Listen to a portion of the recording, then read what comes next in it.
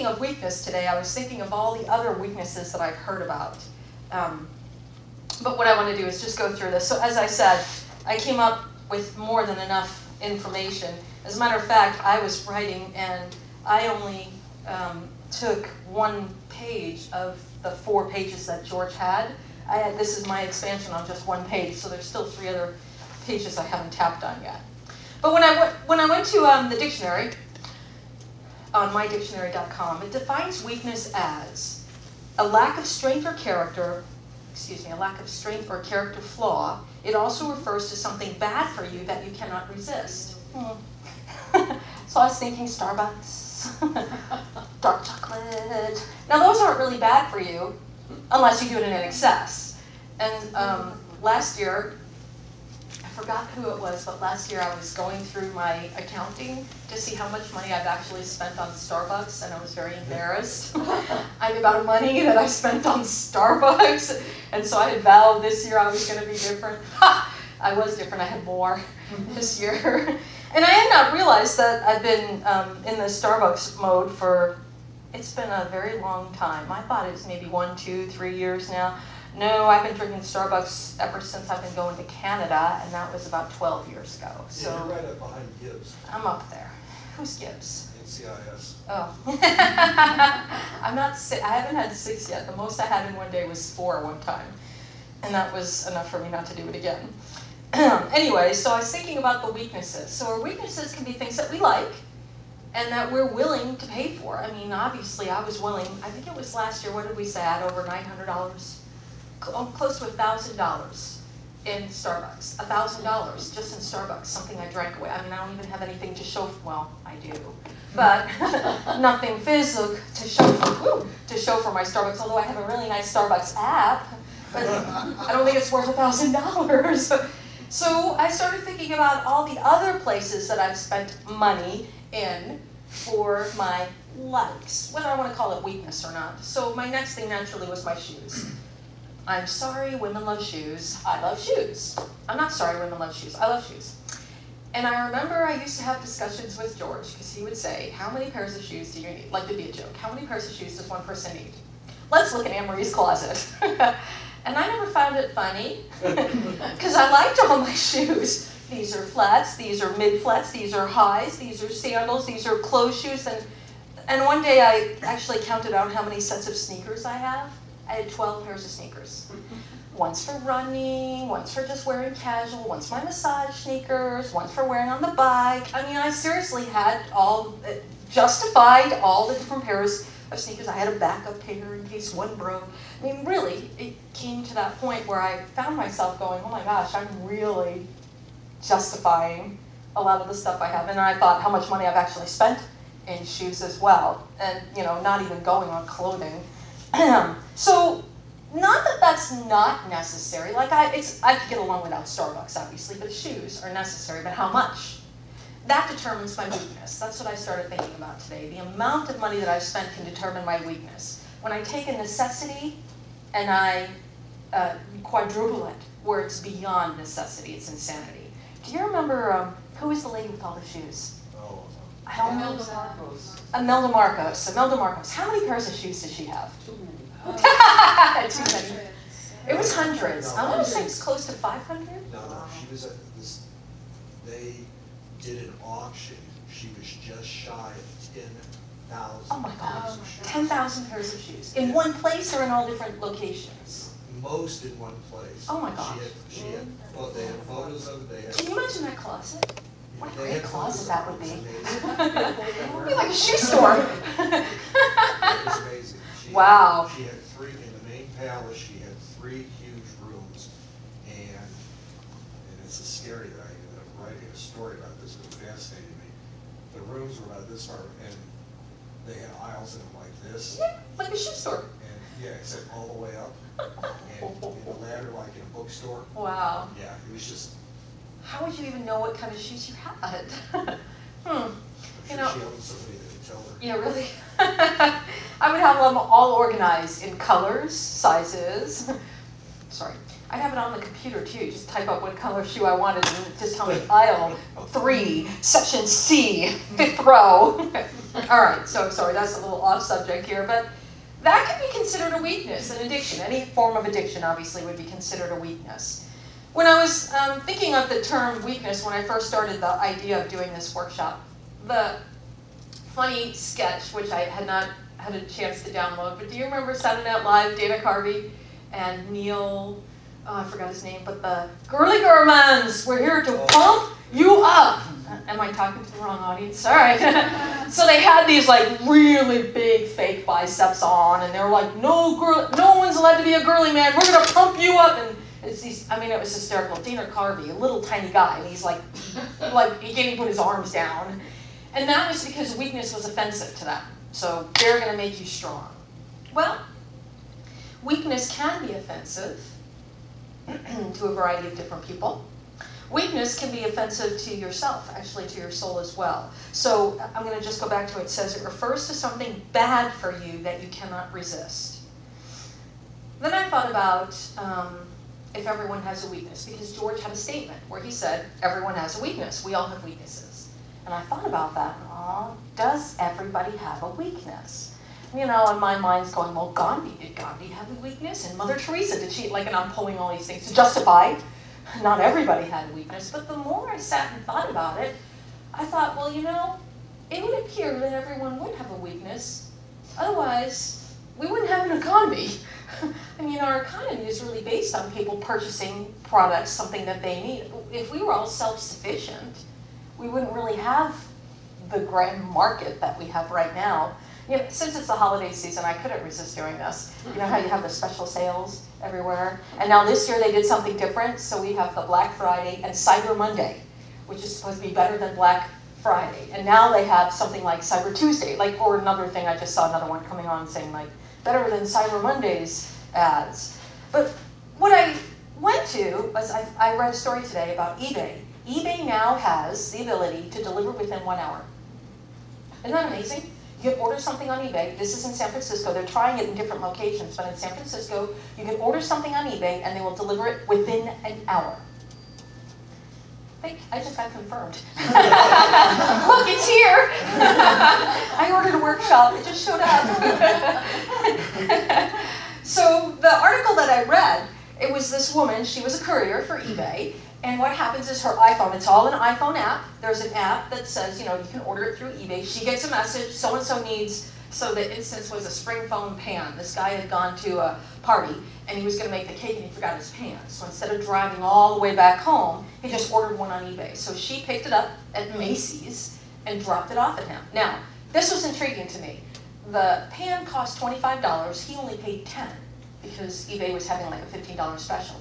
And in my mind, I think, but eBay's going to lose money if they keep doing that. Well, not really, because if you get hooked on that, then you don't mind paying the extra fees, and which are inevitably going to come. I'm assuming right now this is going to be like a real thirsty thing, and then once you're hooked, oh, I don't mind. You know, Starbucks, the first cup was like $4, maybe $3.50, and I pay close to $5 now. It's going up to $7.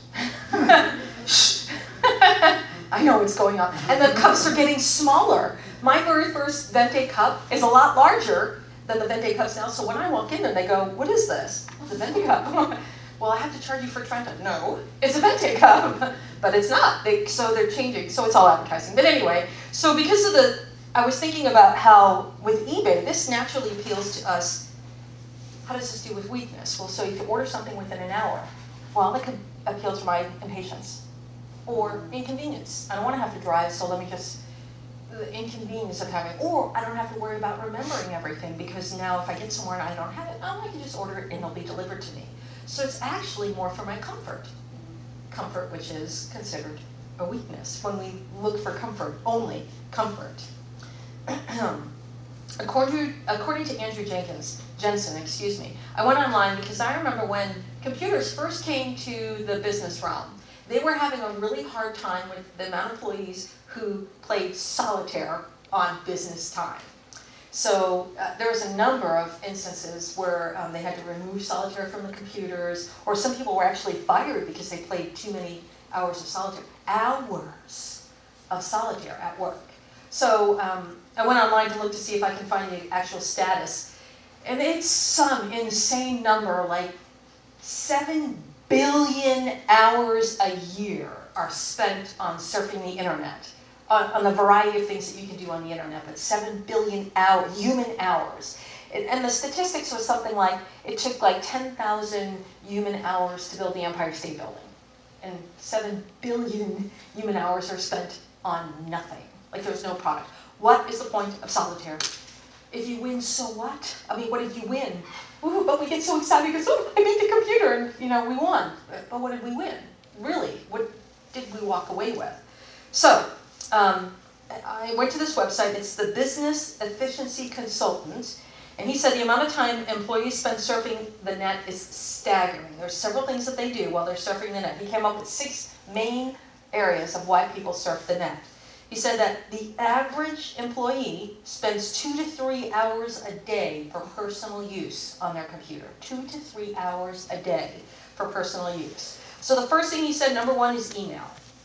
Often the most distracting, he said, it's because sometimes it's professional or personal, but it's very easy to slip into personal, hi, how are you? And then a chat comes back, and then before you know it, you're just emailing back and forth. So it's very easy to do that. He said many employees will use a work email to send personal messages. So they'll use their work email to send out a personal message. The second thing he said, well, he said also replying to emails can take a great deal of time as well. Now, I know that Nicole owns a yoga studio, and she has a full-time employee who does nothing but work on the web. Answers the emails, checks the websites, makes sure that people who are making comments on Facebook are appropriate. A full-time job. A full-time job with no product. But that's her job. She's on the net, just making sure that everything's handled correctly. Then the second thing is internet surfing. Employees use work time to search for anything from their next vacation to doing personal banking online. He said some of them even read the news or watch YouTube videos. Now, I'm aware that this unfolds. I was at a client's office the other day, and as I was walking by, and I saw these 2 guys standing there with a computer cracking up laughing. So I walk in, and they're watching a YouTube video.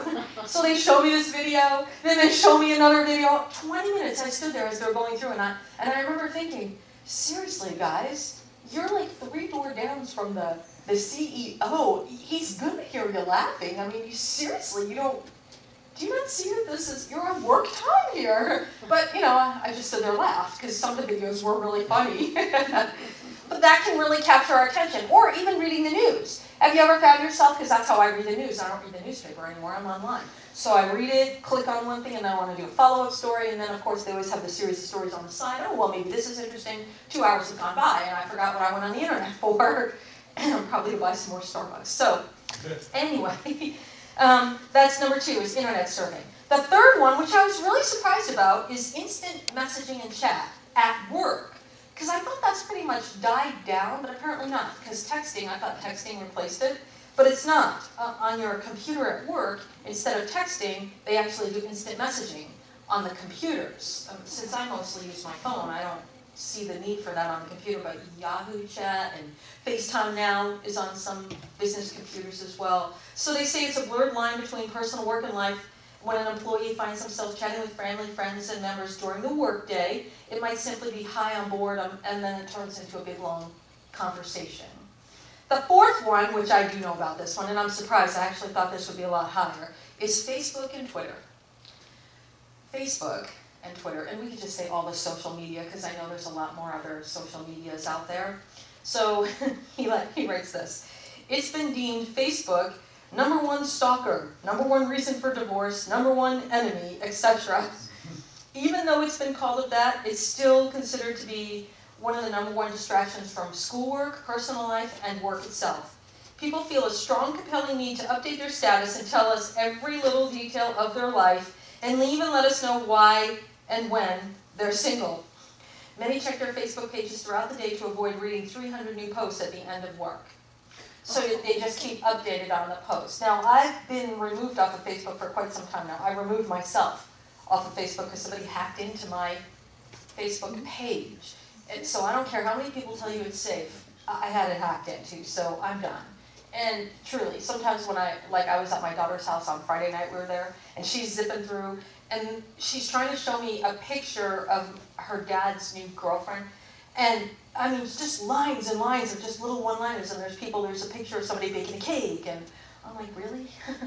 And this is important because what? And just hours. I asked, how many? Oh yeah, when I come home from work, I just sit and before I go to bed, hours on Facebook, just finding out what other people are doing. And that really, to me, I think Facebook is just like gossip. It's just like who's doing what, when, and where. I don't find any value, although, you know, I was talked into getting an Omega Facebook and whatnot. I don't see the value in it. If somebody reads it, that's fine. Number 5, which I did know this about, statistics show that 70% of porn traffic is between 9 a.m. and 5 p.m. during the work week. That's where most 70% of porn, so pornography, which you would be shocked. But I had a friend who was fired from a job because he was on watching porn during work hours. So, I mean, even though they posted, don't do this, he went off and did it. So, and the last one, of course, is games. And in the beginning, it used to be solitaire or hearts or anything that was preloaded on the desktop, but now you can just get on the internet and play anything. So, with anybody across the world. So games are huge. As a matter of fact, I had a client whose son, which just blew me away. So her son, was playing some game, Knights, Dragons, things, I don't know, but there's every level that you get to, and if you can get your character to a certain level, you can sell it. So somebody else can play at that level because they are not good enough to get to that level. So I was astounded at how much money this kid was making. 18 years old. He's like, oh, I just sold that for $1,000. What? You sold what? Again, I sold an intangible thing for $1,000, just so somebody else, and then he just starts a new character and gets it all the way back up again and then sells that one. Serious, incredible, absolutely incredible. So gaming is another huge thing. Her other son right now, he's the younger one, he's learning how to do it, so he's up in the middle of the night because he's playing with people from Asia or something like that, and he's working to get his characters up because he knows he can make money playing a game. I mean, that's really what he's getting paid to do, is play a game. And get your character at a certain level, and then you can just sell it off so somebody else can play at that level. It's intriguing to me. So anyway, these are the 6 things that people use during work hours: email, internet surfing, instant chat, Facebook and Twitter, pornography, and games. That's just 2 to 3 hours. Now, when I think about it, I think it's got to be more than that. Because just even seeing all of that, I'm thinking of all the different times that I've done things that's lasted more than 2 to 3 hours. So, here's the most astonishing thing that I discovered while I was doing this. Right after I find this list of all the reasons of things people are doing during work, there's a news story on Yahoo News. Are you being watched at work? Mm-hmm. And so the whole thing is a woman, she's talking about how they now have programs that are installed into the computer to let the boss know what you're doing, what websites you're going, how long you're on certain emails, who you're emailing to. Oh, and she found this quite offensive. You know, Privacy Act. But then she says, oh, well, you know, after all, it is the boss's computer, so here's the ways to get around it.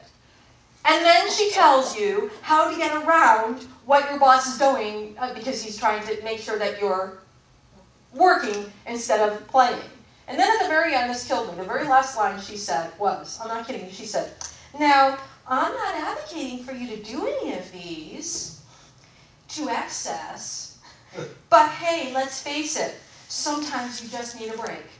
I mean, that was her line. The very last line, sometimes you just need a break. Like, it's okay to go ahead and try to go around the boss and do what, and one of the ones, she was like, oh, just use your smartphone. It does everything, you know, and the boss will never know. Just sit here, close the door, and just use your smartphone, and no one will know. You can play games and go on Facebook, and she's showing everything that you can do on the boss's computer on this, and you can get paid to get. I'm like, integrity? Do you even know what the word integrity means, lady? I mean, it was just so amazing to me. And I found it amazing that it was right after it talked about all the reasons why people spend 2 to 3 hours not working, and then here's a way to continue on that process. Woohoo! So then I was thinking about how much of the economy is spent on supporting this. Because obviously, if bosses know that this is happening, and they still have their employees, so they're still willing to pay the price to not get a good product or to have a good quality day's worth of work. That's why we let other people get away with their weaknesses, is because we love them. Oh, you know, they're trying, and we find compassion We hide under compassion, when sometimes the most appropriate thing to do is give them a kick in the butt, wake them up. Sometimes it's appropriate, not all the time, and you don't want to be a belligerent individual either. So there has to be a way, a leeway of how we confront weaknesses, and how can it be, what's the word, non-supported. For example, I know you've all probably heard this story that a chain is only as strong as its weakest link. So I have this chain here. I know you've all heard this. A chain is only as strong as its weakest link. As a matter of fact, did they used to have a TV show called The Weak Link? I think it was, you know, when I asked questions and whatnot. So anyway, here's our chain. Now let's say each one of these links, let's say this is 100 links, and each one of these links has a capacity of 1,000. 99 of them have a capacity of 1,000 pounds. They can hold 1,000 pounds, but one of them can only hold 5 pounds. How much can this chain therefore hold? 5 pounds. So this is something for us to consider. If 99 links have the capacity to hold 1,000 pounds, and only one link can hold 5 pounds, period, 5 pounds, period, the entire chain is only worth 5 pounds. Now, that's how our weaknesses affect us.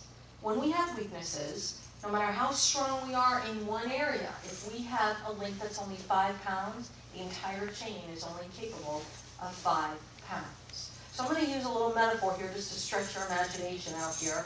When I think about the links, we can also apply this to the idea that as a group, like a group of human beings, a group of people climbing a mountain can only climb as fast as the slowest person. A classroom is many times the students are taught at the speed of the slowest learner. So just think about the sacrifice that's being made there.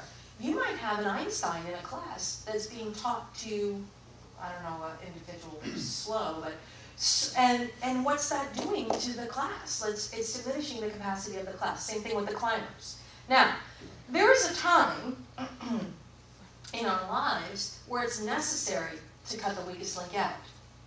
There are times where it's necessary to cut the weakest link out. Not all times, but there are times when it is appropriate to get rid of the weakest link. Now, that can be considered cold-hearted. I mean, get rid of the weakest student? Well, no, but you can take the student out and put them in another class, and then everybody else can excel. I mean, there are options. And they do that. My granddaughter's handicapped. She's mentally handicapped, so she's in special ed. If she were in a regular classroom, she would completely bring the class down. I mean, she's 13 years old. She has the reading capacity of, now she's in 8th grade, I think, 6th grade. I don't remember what year she is, but she has the capacity, mental capacity of a 6-year-old child. So she's 13 and only can read and doesn't really even understand 6-year-old language as well. If she was in a regular classroom, that would not be, it would be unjust to the kids who are there, who do have the capacity to read. So removing her, it might seem unjust, but it's also very beneficial for her, because what happens to the kids who are the slowest ones in the class? They're the ones who get picked on, right? So she would be the one who would be attacked and made fun of all the time, and that wouldn't be beneficial for her either. Climbing a mountain. There are times when you're climbing a mountain where you have to let the person stay. You can't go with us anymore. I've watched reports, I've watched the studies and the stories, on the Discovery Channel, where they're hiking Mount Everest, and they'll get to different camps, and every time they get to a camp, they stop and they check everybody. And if they're having altitude sickness, they take them out immediately, because that person can actually kill everybody else in the group. So there are times when it's necessary. Now, obviously, we don't have those things happening every day in our daily lives. But I want to take a look at the idea of how weaknesses can affect us, and maybe preventing us from burning our brilliance, being the strength that we can be, by diminishing our capacity. So, the thing I'd like you to do is form a dyad with someone, or sit and chat with somebody. I want you to talk to your buddy about the different types of weaknesses that you think you have. In your day-to-day life, what are some of the things that capture your attention on the weaknesses? Let me just continue with this line right here so you know what I'm talking about. It appears our weaknesses show up as our appetites and our addictions. Inexperience and ignorance can be a weakness. The need for approval, the need for importance, the need for comfort, and the need for acceptance. All of those are good examples of weaknesses. So have a conversation with your buddy about the different types of weaknesses that you experience on a day in and day out life. May I have your attention, please? When I was thinking about weaknesses, I was thinking about distractions. wow, that's really what a weakness does. It distracts me from what's happening now. Whether I'm tired or I don't want to be involved, my mind is just shut down, I'm overwhelmed, so I need to be distracted. So I'm not sure Starbucks is a distraction as much as, there are things that I do that are distractions, like watching movies. I'm not a big fan of TV, but I love movies because it gives me that, I don't have to do anything, just watch. And even though I've seen a movie 1,000 times, I'll still watch it as if it's the first time. My favorite movies. And my older brother and I didn't know he did this at the time, but we both will say the sentence. We'll just repeat the script as the movie's going, and we'll just crack up. So when we're together, he and I will just go back and forth. We'll just keep watching. And his kids will just be looking, going, "Is this Hereditary?" Because I have a really good memory. And it's funny because Phil doesn't really have a good memory, except when it comes to movies. He can recite something and call a line just like that. It's very impressive. So we actually used to do a little game where he'd say a line and I'd call out the movie. And then he'd say, "What was the name of the hotel manager in Pretty Woman?" Does everybody know the name?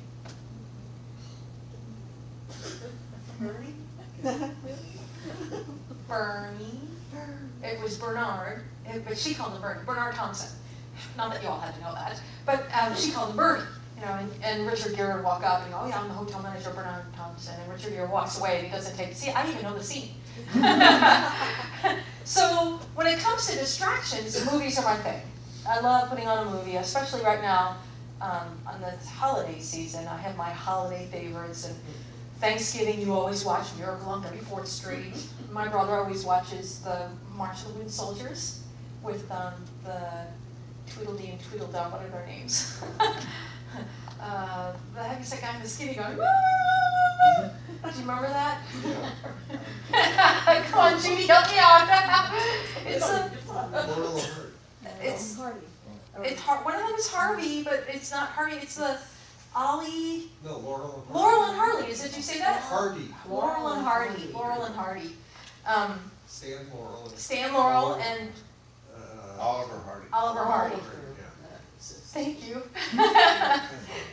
So he has that, and then he also watches the Holly Hunter one with Coming Home for Thanksgiving or something like that. But anyway, so we have our traditions, and then always Christmas Day, it's The Bishop's Wife.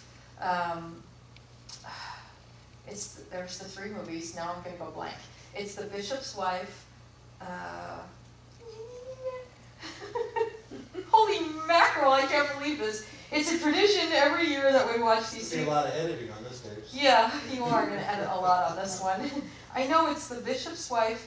That's Cary Grant and David Niven's. Then there's Wonderful Life. The Wonderful Life. It's a Wonderful Life. That's number 2. Miracle on 34th. Miracle 34th Street was on Thanksgiving. There's a third one, and I'm not remembering it right now. Hopefully you mean the original, not the remake. No, of course it's the original. The remake is not in my library even. But anyway, that would be a distraction.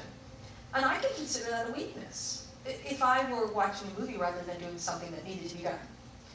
For example, if I needed to write a Monday night workshop and I'm watching a movie.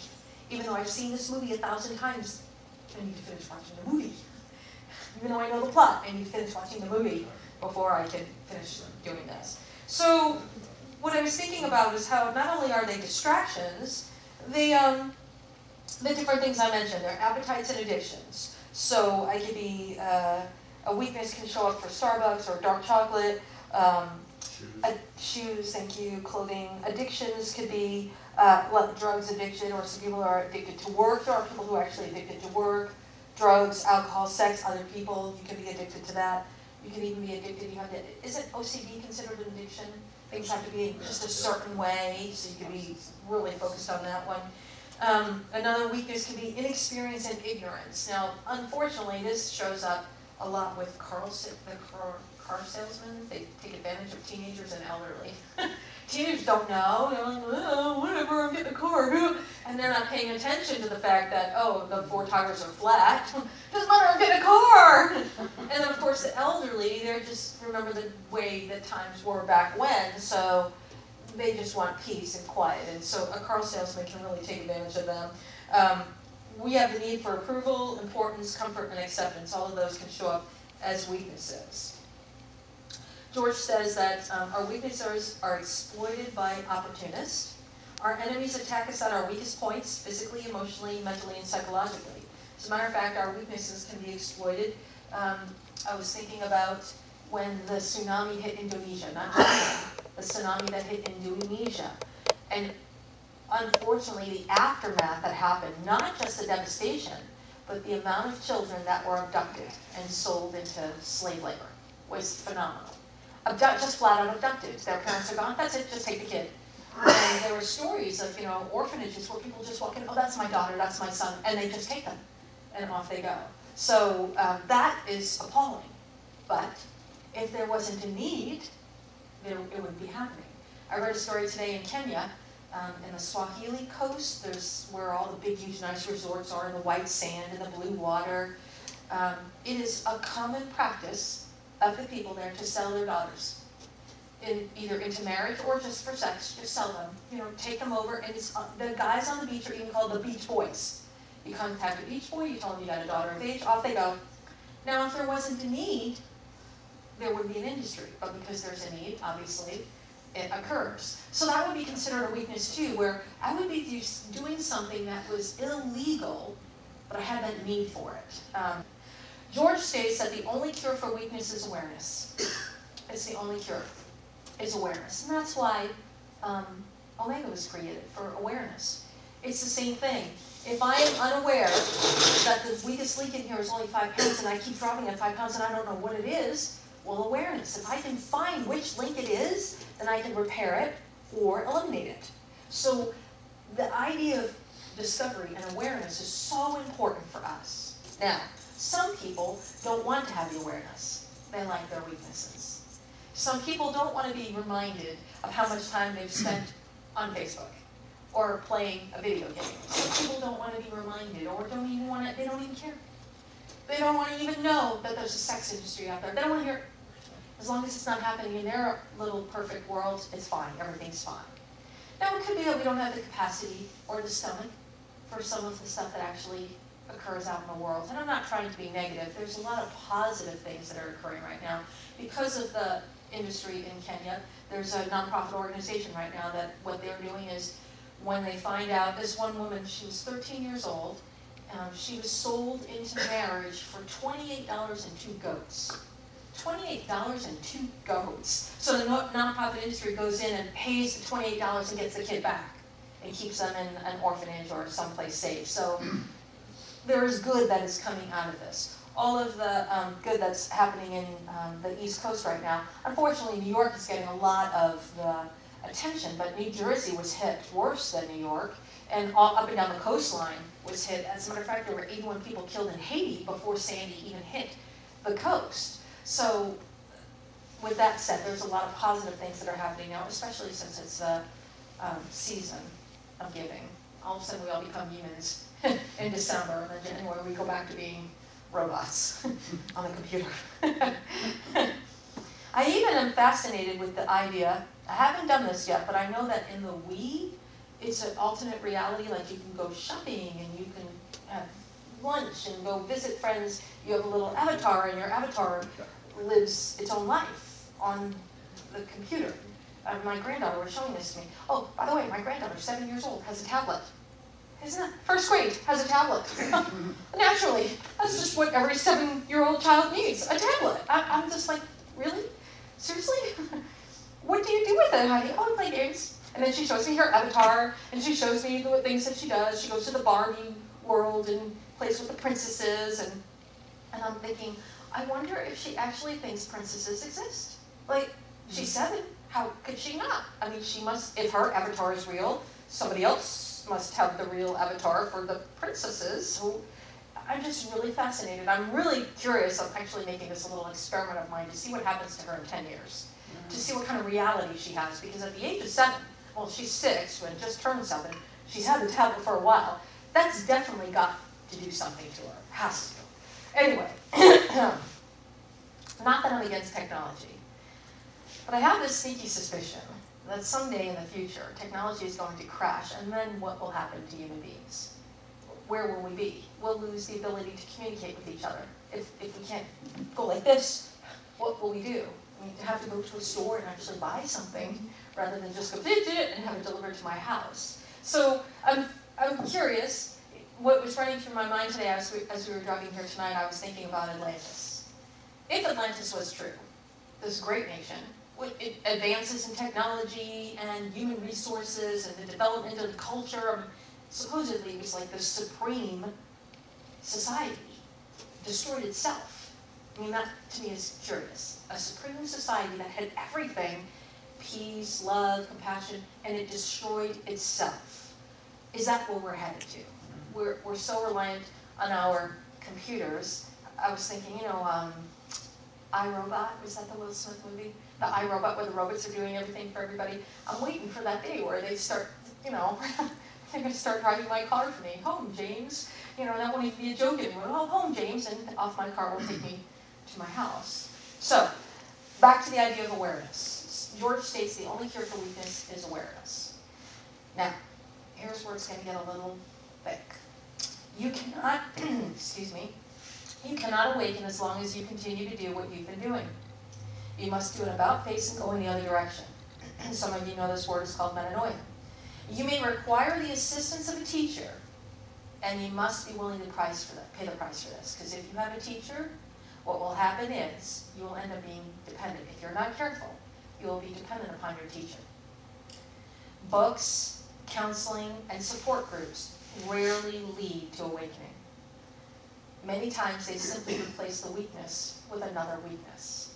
Now, I've had the fortune to attend several AA meetings with friends years ago, and I was astonished. Person after person would come up and tell their story, and they would relive their story, and some of them were very moving. But then I looked around. Almost everybody had a cup of coffee in their hand and a cigarette. 2 addictions for one. And I remember thinking that's very odd. And then the people that are addicted to the meeting, oh no, you can't go to this meeting, so bad. You gotta go to this one. And there's like this specific meetings you even have to go to when it came to that. So AA was a good support system, but I don't think that Bill started it for someone to live there. Sometimes when I hear people say, oh, I've got my 20-year, and I think, seriously, you've been going for 20 years? That's amazing. You've told your story for 20 years. Like somewhere there's got to be find the value, move on. And I know that their story might be valuable to other individuals. So I don't know the whole dynamics, but I do know that I've seen in the AA organization behaviors that do not change, just their story does. So instead of talking about the alcohol, now they've got the coffee and the drugs, and smoking, tobacco. That would be considered a drug, isn't it? Nicotine. Yeah, now they're addicted to nicotine. So their behavior just shifted from one appetite to another. That's really when I look at the big picture, one appetite to another. Beneficial, non-beneficial, I'm going to stay away from that. I just see addiction to addiction, just one transfer to the next. Then I was thinking about people who are read books, addicted to the books. That's great. Knowledge is wonderful, but if you don't apply it, it's just knowledge. So there's some people who just immerse themselves in books, and they can quote you anything, but their life is a disaster because they're not applying it. And then he mentioned counseling. Counseling, a great tool, but counseling has to come to an end, and then eventually you have to go out on your own. It's kind of like parents. You raise your children, and then out the door they go. I look at some people, and their children are still living with them. Now I understand when the parents leave, and then the kids and the parents move in with the kids to help take care of, and multi-generation families. I've seen this. Multi-generation families, there's benefit to that for a grandchild to be living with a grandfather, and they're all supporting it. And that's fine, totally. This is why George always used to say that Omega Vector, you cannot join, you cannot have a card carrying, and we don't want you to stay here forever. Come, learn, go. He never had the attachment to get the people to stay. And I remember days gone by where facilitators would be sitting in heated discussions on, George, you got to do this, you got to get the people, you got to put out an announcement, get the bus back, get people back. And he would always just look at them and say, why are you trying to stop their progress? Because that's really what it would be. If somebody came here, now granted, if they came here for 20-some-odd years, but they're learning and they're continuing to grow, that's one thing.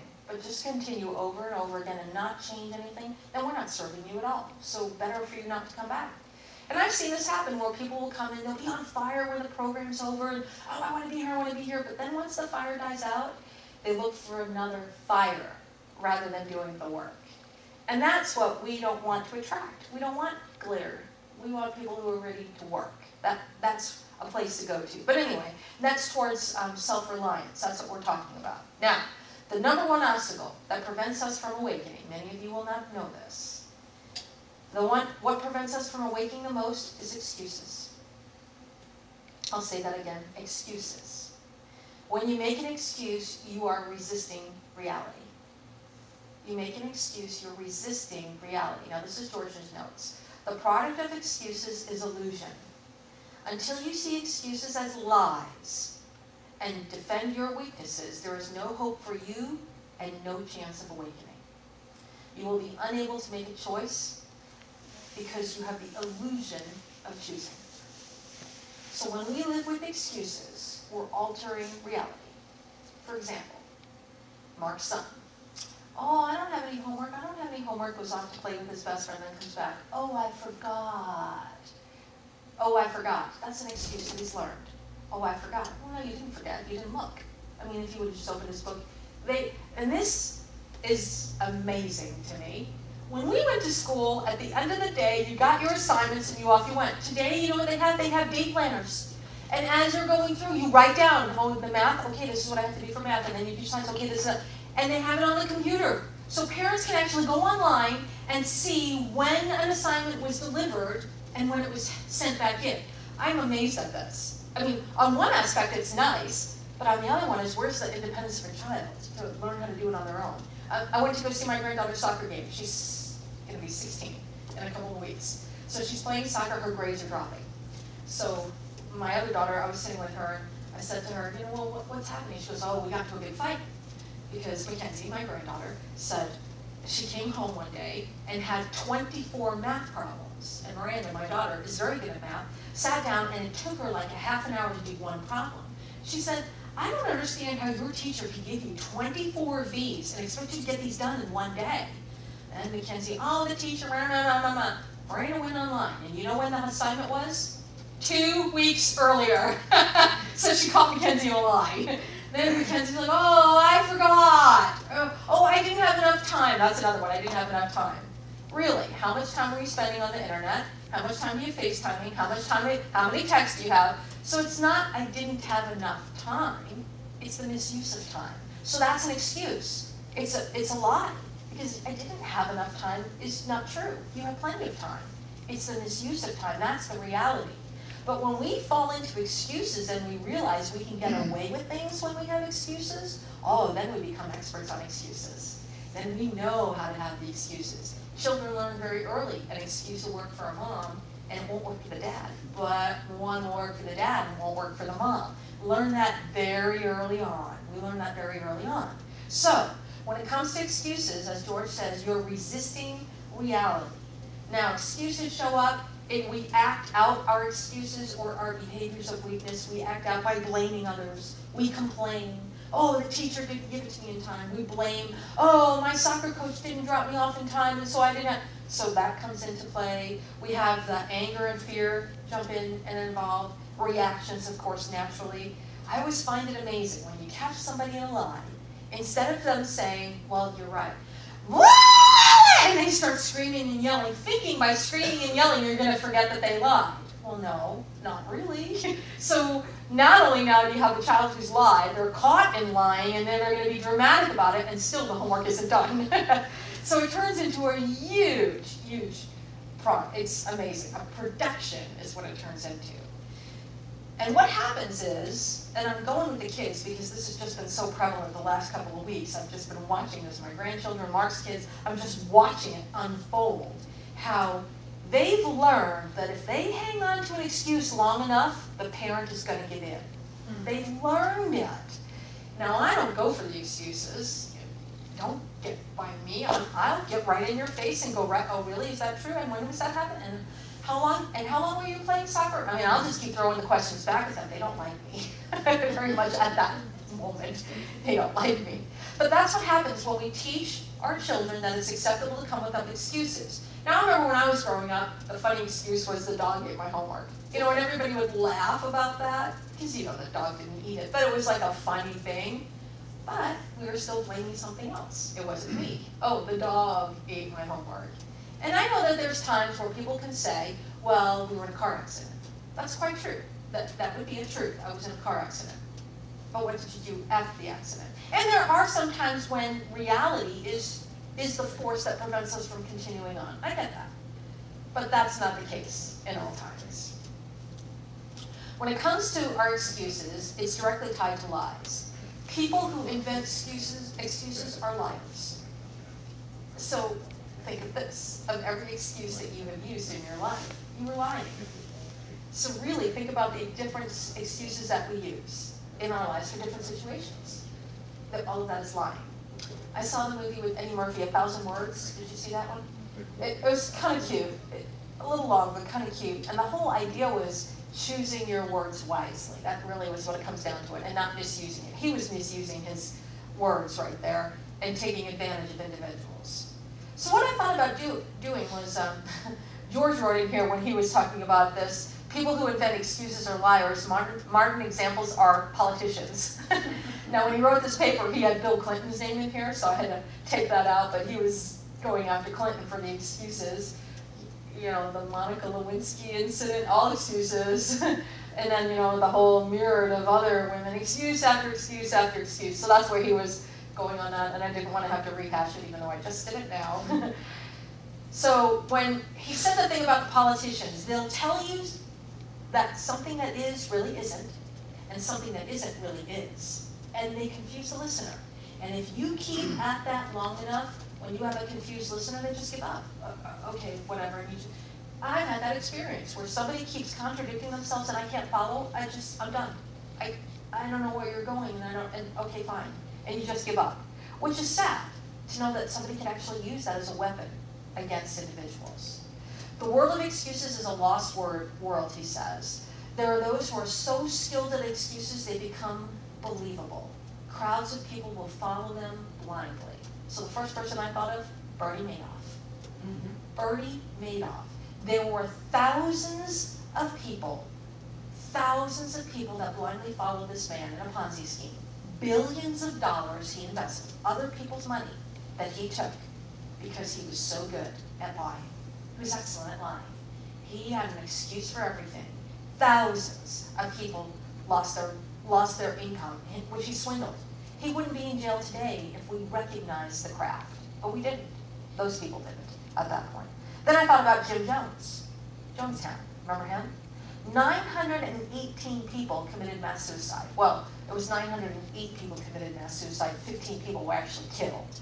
But 908 people, mass suicide, because they believed him, blindly believed him. So I did a little research on Jonestown. He actually was in San Francisco at one time. Had a little commune in San Francisco. And in this commune, we're going to rebel against the government. We're going to grow our own food. We're going to take care of it's community living. It's not your house, it's our house. So everything was shared, even the children. Everyone, Hillary wrote that book, It Takes a Village. We're going to be the community. Well, word came out that there was embezzling going on, inappropriate sex happening, people who were being forced to give up their life savings. And so there was an investigation happening. And at the same time, he was looking in Guyana, which is in Africa, to buy some property down there to relocate Jonestown because the U.S. government was after them. And so after some time, he actually got people to go down there. He got permission for them, and people were working in, it's going to be the utopia of the society. Well, when they got down there was more people than the lodgings were set up for. So, and the soil that they had bought the property on was very poor, so they couldn't even grow their own food. And they had millions. At one time, I think they had $78 million of investments that people were forced to surrender over. And there was even an investigation where Social Security benefits were being written directly to Jim Jones from the people who were in this community. So when they're down in Guyana now, what happens is, Guyana's like all tight, but then they started using the money to bribe the cops to let guns come in and to allow militants to come through. And he eventually was using, instead of movies, they would watch propaganda. It was all about Russia. Soviet, we're going to be communists, that's the way to go. So it had all this propaganda in there. Now I'm amazed that the amount of people were all Americans that were killed. I think there was 2 Guana individuals, but everyone else was an American that was killed. Many of them wrote notes, suicide notes. He instructed them to write suicide notes that this is the way it has to be. But here's an interesting fact, which I did not know. The police were about to come and take him away, so he set up a fake sniper attack on him to prove to the people that they're being attacked. And once this fake sniper tried to get Jim Jones, and there was witnesses everywhere that somebody tried to shoot him, then he got the whole group to believe that we have to protect ourselves, and it's peace or death. And that's how he convinced them to kill themselves, because they were being attacked. He robbed them of interaction. They had no social media. They had no interaction with the outside world except for a shorthand radio, which was connected to San Francisco, their other base. That was it. So you literally could just sell them on anything. Now, that's the disadvantage of not having the internet. So I thought, well, that's really the 2 opposite ends. When you have too much of it, and when you don't have any of it, just the disadvantage. And just look what happened recently in Egypt, not this last one that they had, but a couple of months ago. Was it Egypt or Iran, where the government was attacking the people? They shut down the internet and everyone grabbed their smartphones and started tweeting and showing people what was actually happening, even though none of that was public. The people. So this can be beneficial. I'm pointing to my smartphone. This can be beneficial as long as it's not to an extreme. So back to the idea of weakness. Weaknesses really are when we take something to an extreme. Then it becomes one of our weaknesses. You take anything to an extreme, it's going to be detrimental to you. I was thinking about how excuses show up, like the Valdez oil spill. Remember the Valdez oil spill? Did a little research on this one. I always thought it was because the captain was drunk. Well, that's partially true. The captain was actually asleep, sleeping off a bender, so he'd already been drunk and now he's asleep. And the 3rd mate, not even the 2nd mate, the 3rd mate was up on board, and he had worked like 18 hours, so he hadn't had any sleep at all. Their radar system had been disengaged and not working for a year. Nobody had fixed it. Exxon had not fixed it. They knew that the ship was driving around without an effective radar system. They let it go. And they were making people work longer shifts and a shorter crew. So they were actually overextending the human capacity. So naturally, they had this crash. So at first, I was surprised because I thought it was all the captain's fault. But then when you look at it, you think, oh, wait a second. There was more to the story than what we heard. So it was actually Exxon's fault for this all unfolding. And they had nothing but excuses. Excuse for this, excuse for, oh, well, we didn't know about the radar. Oh, well, we didn't know. It was just one excuse after another after another. And that just makes a weak company. As a matter of fact, I think Exxon is not a very strong company anymore. They're are they even still around? Yeah, they're only the 2nd richest company. They're only the 2nd richest company. They probably took a big hit on that one. But I was thinking of that too, and then of course the BP oil spill. The same thing, it was a faulty latch. It was just a faulty latch, but if it had been attended to, perhaps maybe it wouldn't have happened. So I was thinking about all of the excuses that people create. Because of excuses, George continues on, because of excuses, many people need a teacher. They'll need a teacher to evolve out of your excuses as long as you don't become dependent on one. And this is where the necessity of a strong teacher is. He says, a teacher of life is the enemy of stupid people. Because stupid people don't want to be taught, and they're going to argue with the teacher. A true teacher is the enemy of ignorant people, because people like to remain ignorant.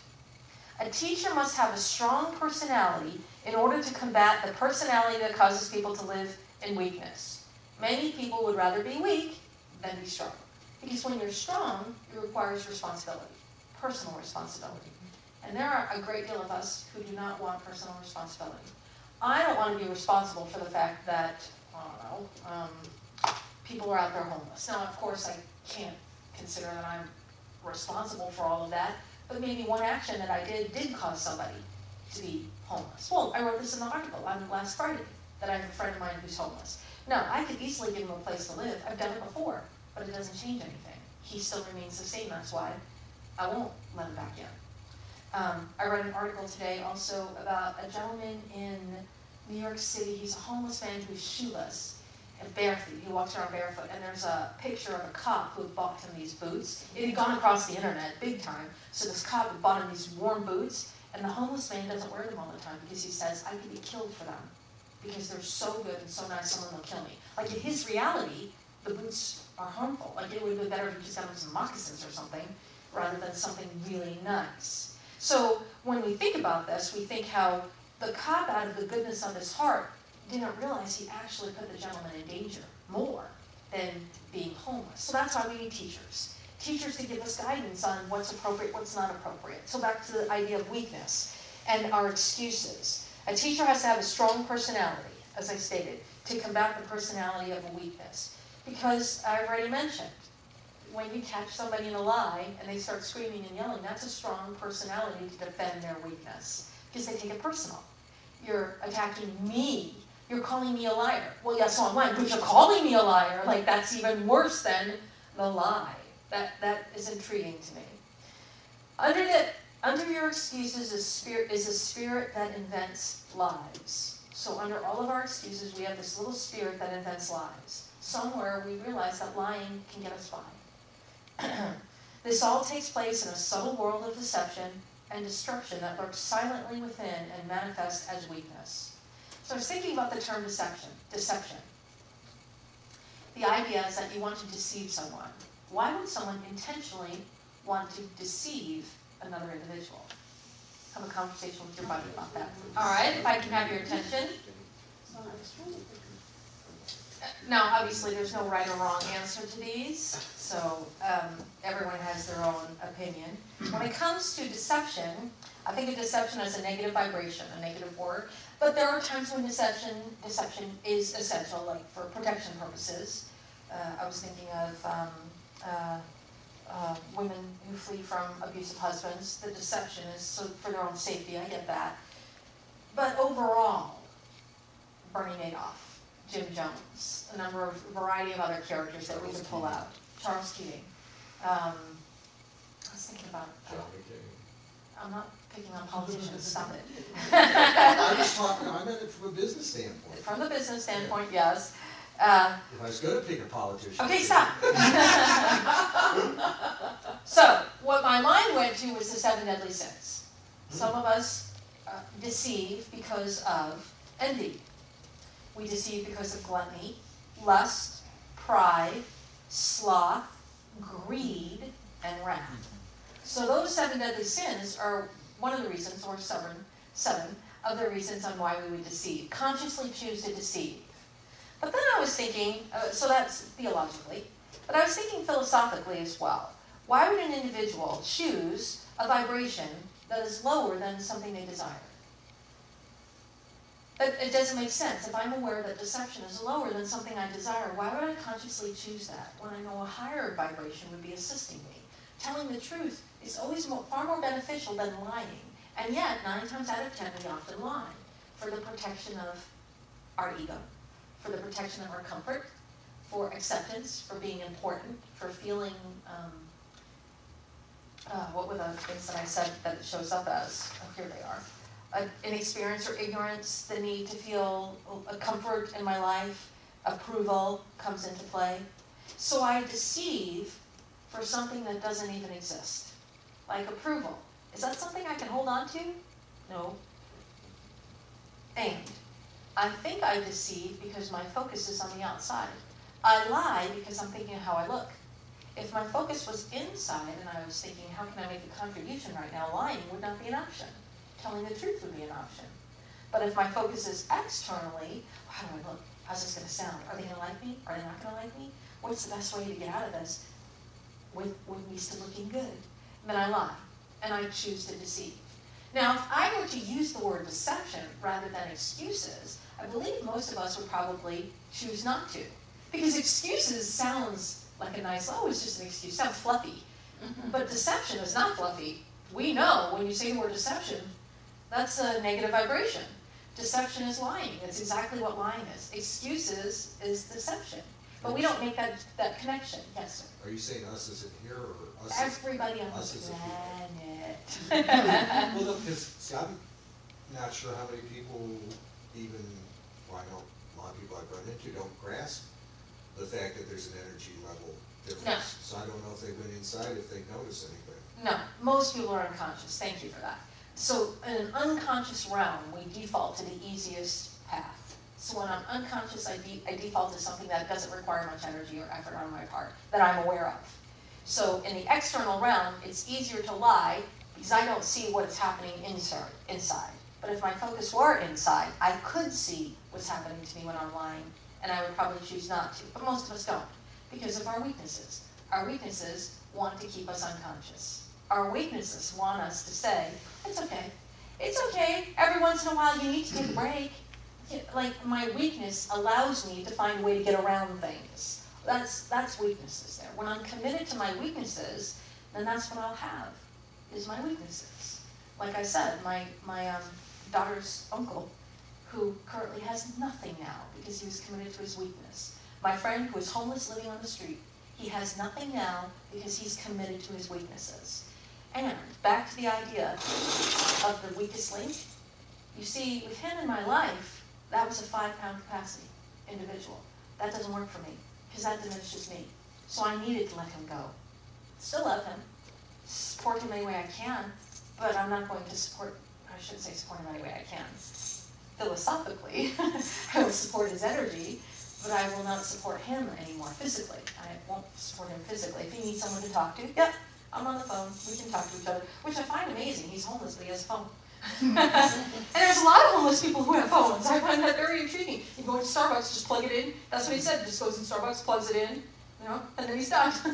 The last thing I want to mention, which is going to lead me to my next topic, or the continuation of this, is that if you were to place a magnet under a sheet of paper and put some sprinklings of iron filings on top of it, they will form the shape of the magnet. Even though you can't see the magnet, they'll form that shape.